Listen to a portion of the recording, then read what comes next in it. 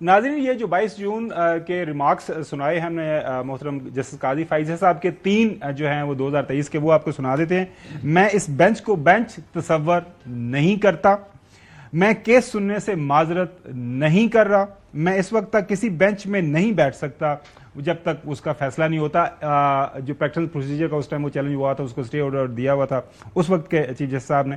یہ وہی جو ہے آرگومنٹ لگا سچویشن سے اچھا بالکل same scenario that has been repeated, اور مکہ فاتح عمل ہے.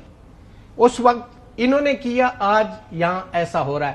لیکن یہاں پہ تھوڑی سی سچویشن ڈفرنٹ ہے کہ یہاں پہ جو ایک نیا آرڈیننس لایا گیا ہے وہ ود میلا فائڈی ہے.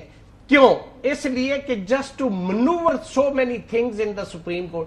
آپ کو مجھے بتائیں, اگر 63A کو آپ نکال دیں تو اس آرڈیننس کا مجھے فائدہ بتا دیں. زیرو. کیا فائدہ ہوگا؟ باقی کیسے سنیں گے نا روٹین کے.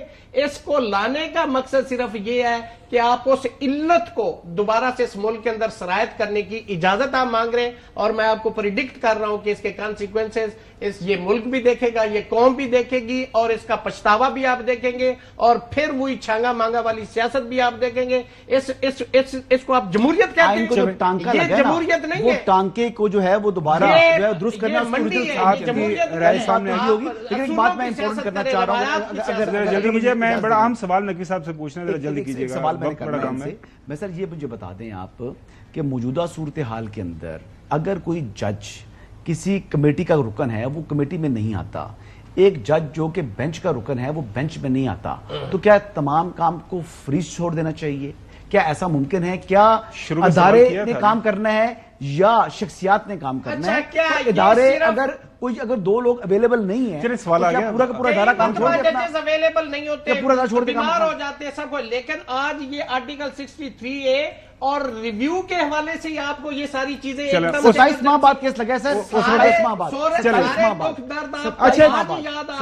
ناظرین آپ کو یاد ہے وہ 5 مہینے چیمبر ورک کیا گیا تھا, لیکن ظاہر ہے ہماری سپریم کورٹ کے اندر چل رہا ہے. اچھا نبی صاحب, اہم سوال, خبر دیجیے گا, تبصرہ مت کیجیے گا.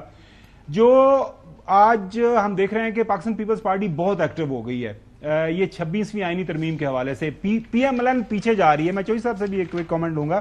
آپ کو کیا لگ رہا ہے کہ وائی بلاول بھٹو زرداری صاحب ہیو ٹیکن دس رول؟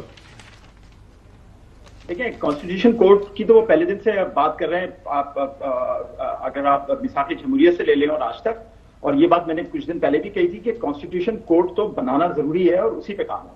جی چودھری غلام حسین صاحب,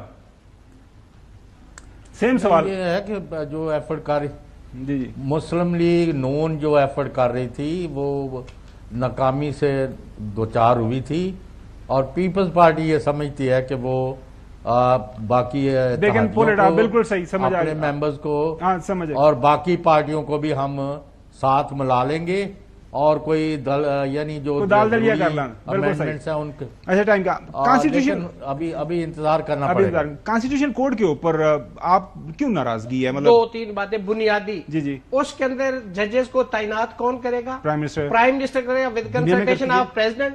ہم نے تو جان چھڑوائی تھی, کانسٹیٹیوشن کے اندر لکھا ہوا ہے کہ عدلیہ کو انتظامیہ سے الگ کیا جائے گا. الجہاد trust versus federation of Pakistan میں یہ طے کر دیا گیا کہ اس اصول کو اب پھر سے اس دیکھیں سیاسی ججز کو تعینات کریں کہ وہ عدالت یہ جو بحث ہے اور سپریم کورٹ کو آنے والے دن کے اندر یہ جاری و ساری معاملہ رہے گا. ظاہر ہے انتہائی عام ایشو ہے.